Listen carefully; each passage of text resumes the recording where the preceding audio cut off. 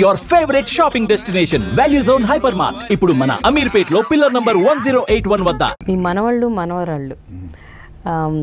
So how is life with them అండి? అంటే ఇప్పుడు జనరేషన్ వాళ్ళందరూ వాళ్ళకి కంప్లీట్ దట్ గ్యాడ్జెట్స్, వాళ్ళకున్న ఎక్స్పోజర్ ఎవరికి ఉండదు. నా కొడుకు, నా మనవడు జర్మనీలో ఉన్నాడు, నా మనవరాలు జర్మనీలో ఇంకో చోట ఉంది, నా పిల్లలు ఆర్కిటెక్చర్ చేసి అమెరికా వెళ్ళొచ్చింది ఇంకో మనవరాలు మన బొంబాయి వెళ్ళింది. These children, I tell you, they are on our shoulders. వాళ్ళ నోహో కానీ, వాళ్ళ థింకింగ్ కానీ, వాళ్ళ ఇంప్రూవైజేషన్ లెవెల్స్ కానీ, they are in different world. They are in a different competitive world. They know they are qualified to take those challenges. Sir, a man is a child and regular learner అంటారా సార్? జనరల్గా అదొక నార్మల్గా మనం చెప్పుకునే మాట. మీరు ఈ వయసులో కూడా మీ మనవరాళ్ళ నుంచి మనవాళ్ళ నుంచి ఏమన్నా నేర్చుకుంటూ ఉంటారా, ఏమైనా తెలుసుకుంటూ ఉంటారా? వాళ్ళ లైఫ్ నుంచి కానీ వాళ్ళు ఏం సాధిస్తున్నారు, లేకపోతే వాళ్ళ జీవితం, how they are actually looking at life? Well, not much. They know that I am a very important man. They try, they live their life. I would put it that way. Okay. They live their life. I would put it that way. జనరల్గా పిల్లలు అంటుంటారు, నీకు తెలియదు తాత, నీకు తెలియదు అమ్మ. అది చాలా ఫ్లూగా అంటారు. వాళ్ళని చూస్తుంటే నాకు తెలియదు అన్న విషయం నాకు బాగా తెలుస్తూ ఉంటుంది. మా మనవడు నా సమస్యలన్నింటినీ, కంప్యూటర్ సమస్యలన్నింటినీ వాడు సాల్వ్. నేను కంప్యూటర్ అడాప్టర్ని. ఓకే. కంప్యూటర్ లేనిది నేను జీవించలేను. అయ్యో, పొద్దుట్లు వేస్తే toothbrush, toothpaste, razor కావాల్సినట్టుగా నా కంప్యూటర్ నా ఎదురుగుండా ఉండాలి. I do lot of work on my computer. And one man who teaches me my computer teaching is my grandson. Okay. వాళ్ళు they are more. So you're totally connected. Absolutely. అంటే మీకు WhatsApp, social, అయ్యో బ్రహ్మాండంగా, మీరు Facebook అన్నిట్లో ఉన్నారని, Twitter అలా లేదు. నేను నాటింది ఇప్పుడు ఏదో అందరూ ఫేస్బుక్, ట్వీట్ అవి లేదు. వాట్సాప్ మాత్రం ఉంది. నా డిఫరెంట్ వరల్డ్. ఎవరిని వాట్సాప్ ఎవరైనా ఇస్తే చూస్తాను తప్ప వాడికి ఏదో పంపించి ఇవాళ ఏదో జరుగుతుంటే వెంటనే దానికి ఏదో రిప్లై రాసి, I don't have time. I have my own life to lead. I'm enjoying. So ఫైనల్గా sir, what is it that, అంటే ఇప్పుడున్న జనరేషన్కి చాలా వాల్యూస్ పాపం తెలుసుకోవాలన్న ఒక తపన ఉంటుంది, కానీ తెలుసుకోవడానికి కనెక్టివిటీ లేదు, అవకాశం లేదు, ఆశ, I mean there is no scope also. So ఇలాంటి పరిస్థితులు, అంటే very confused kind of atmosphere. ఒక పక్కన గ్యాడ్జెట్స్, ఇంకో పక్కన too much of exposure to the internet, ఇంకో పక్కన too much of exposure to the outside world.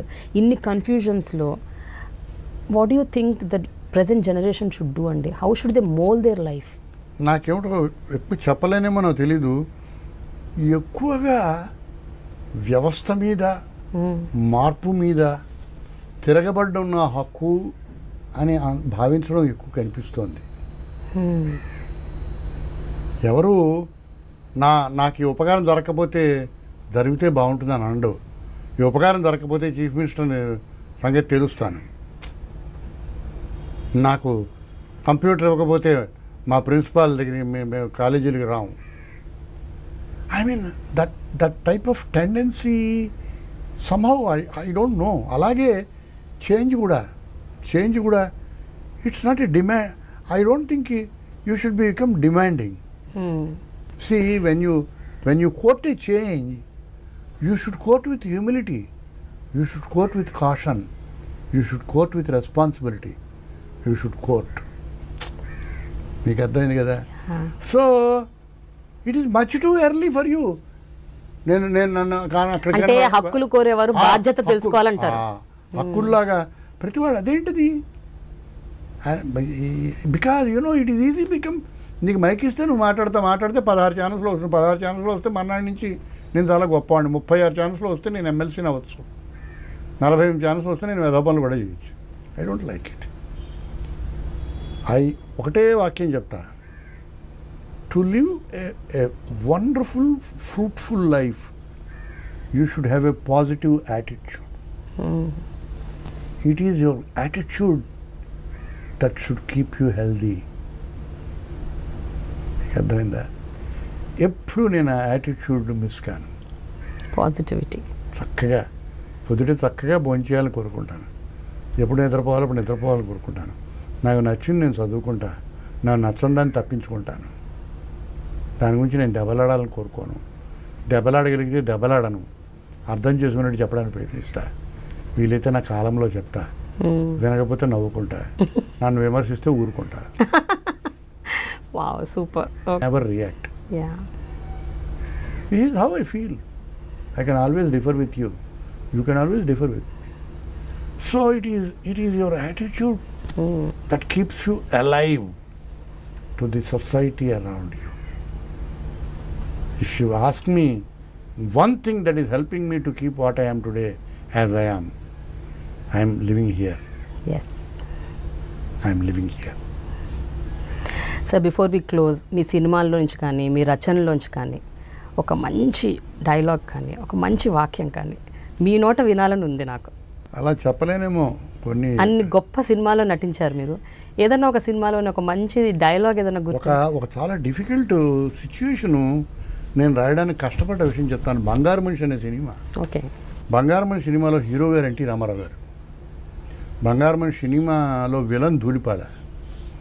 బంగారు మనిషిలో అతని స్నేహితుడు కృష్ణరాజు.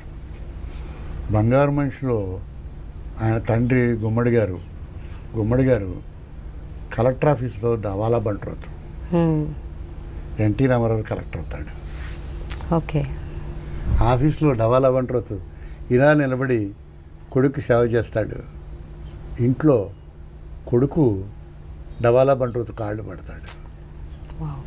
ఒక సిచ్యువేషన్లో ఎన్టీ రామారావు సమర్థిస్తూ మేము రాయాలి కదా, లేకపోతే ఎన్టీ రామారావు ఎందుకు దానిలో ఎన్టీ రామారావు కృష్ణరాజు ఇంటికి వచ్చాడు, క్లాస్మేట్ ఇంటికి వచ్చాడు.